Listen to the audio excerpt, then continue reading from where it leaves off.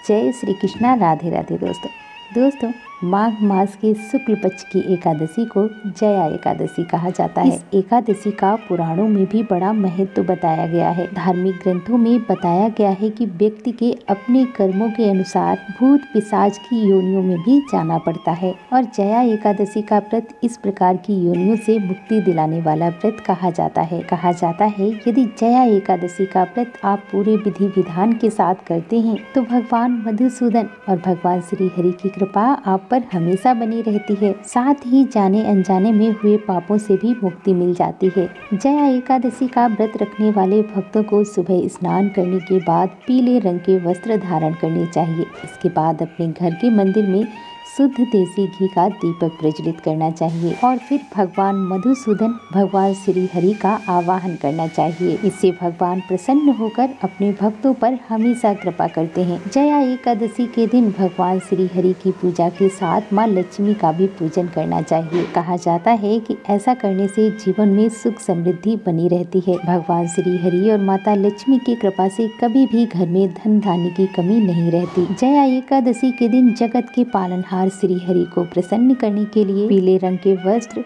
पीले फूल, पीले रंग के फल, पीली मिठाई आदि अर्पित करना चाहिए। कहा जाता है कि पीपल के वृक्ष में श्री हरि का वास होता है, इसीलिए इस दिन पीपल के वृक्ष की भी पूजा अर्चना जरूर करनी चाहिए। पीपल के वृक्ष में अर्घ देने के बाद घी का एक दीपक प्रज्वलित करना चाहिए। ध्यान रहे कि एकादशी के दिन घर में किसी को भी तामसिक भोजन नहीं करना चाहिए और इस दिन सिर्फ एक बार भोजन कर सकते हैं और वो भी फलाहार ही होना चाहिए। एकादशी के दिन चावल का त्याग करना चाहिए।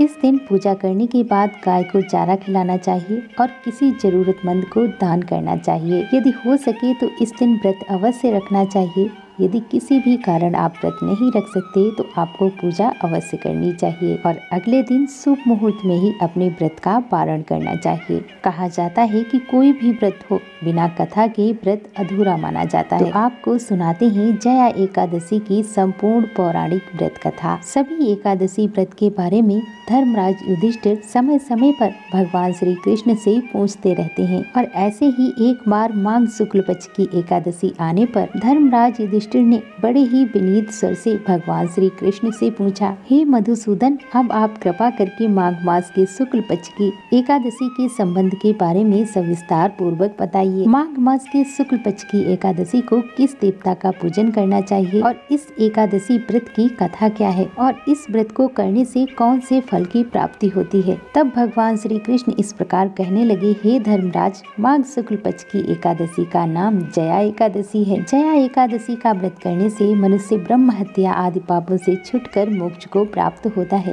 तथा इसके प्रभाव से भूत पिशाच आदि योनियों से मुक्त हो जाता है। इस व्रत को विधि पूर्वक करना चाहिए। अब मैं तुमसे इसकी पौराणिक कथा कहता हूँ, सो ध्यान पूर्वक सुनो।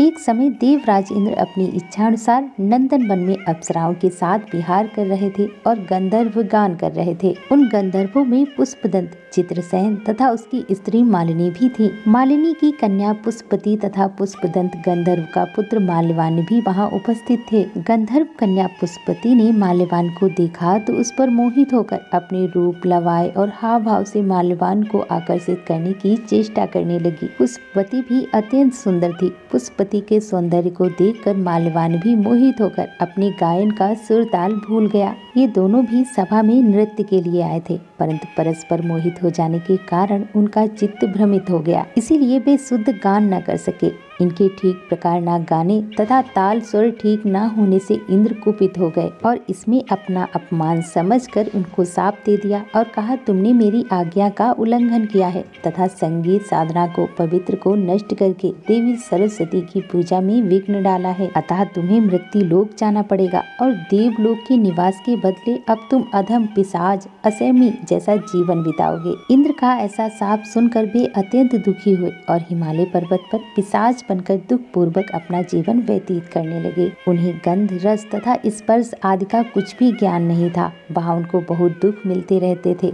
उन्हें वहाँ एक क्षण के लिए भी निद्रा नहीं आती थी। उस जगह अत्यंत सर्दी थी, उससे उनके रोम खड़े रहते और दांत मारे शीत के बजते रहते। एक दिन पिशाच ने अपनी स्त्री से कहा, पिछले जन्म में हमने ऐसे कौन से पाप किए थे जिससे हमको यह दुखदायी पिशाच योनि प्राप्त हुई है। इस योनि से तो नरक के दुख सहना उत्तम है। इस प्रकार चिंता करते हुए वह अपने दिन व्यतीत कर रहे थे। देवयोग से तभी माघ मास में शुक्ल पक्ष की जया नाम की एकादशी आई। उस दिन उन्होंने कुछ भी भोजन नहीं किया और न ही कोई पाप कर्म किया, केवल फल फूल खाकर ही दिन व्यतीत किया और शाम के समय दुखी होकर पीपल के वृक्ष के नीचे बैठ गए। वह रात्रि इन दोनों ने शीत के मारे अति दुखित होकर मृतक समान आपस में चिपटे हुए काटी तथा उस रात्रि को निद्रा भी नहीं आई। दूसरे दिन प्रभात होते ही जया एकादशी के उपवास और रात्रि जागरण से उनकी पिशाच योनि छूट गई।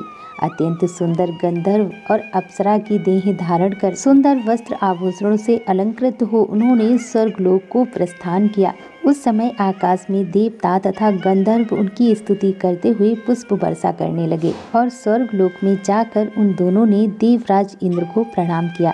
इंद्र इनको पहले रूप में देखकर अत्यंत आश्चर्यचकित हुए और पूछने लगे, तुम्हें अपनी पिशाच योनि से किस प्रकार मुक्ति मिली है, उसका वृतांत कहो। माल्यवान बोले, हे देवेंद्र, भगवान श्री हरि विष्णु की कृपा और जया एकादशी के व्रत के प्रभाव से ही हमारी पिशाच देह छूटी है। तब इंद्र कहने लगे, माल्यवान, भगवान की कृपा और एकादशी के व्रत करने से न केवल तुम्हारी पिशाच योनि छूट गई है, वरन हम लोगों के भी वंदनीय हो गए हो, क्योंकि भगवान मधुसूदन, भगवान श्री हरि और शिव के भक्त हम लोगों के वंदनीय हैं। अतः आप धन्य हैं। अब आप दोनों आनंद पूर्वक विहार करो। भगवान श्री कृष्ण कहने लगे, हे युधिष्ठिर, इस जया एकादशी के व्रत से कुयोनि छूट जाती है। जिस मनुष्य ने इस एकादशी का व्रत किया है उसने मानो सब यज्ञ तप दान आदि कर लिए हैं। जो मनुष्य जया एकादशी का व्रत करते हैं वे अवश्य ही 1000 वर्ष तक स्वर्ग में वास करते हैं। न कहकर भगवान श्री कृष्ण मौन हो गए और फिर धर्मराज युधिष्ठिर ने भी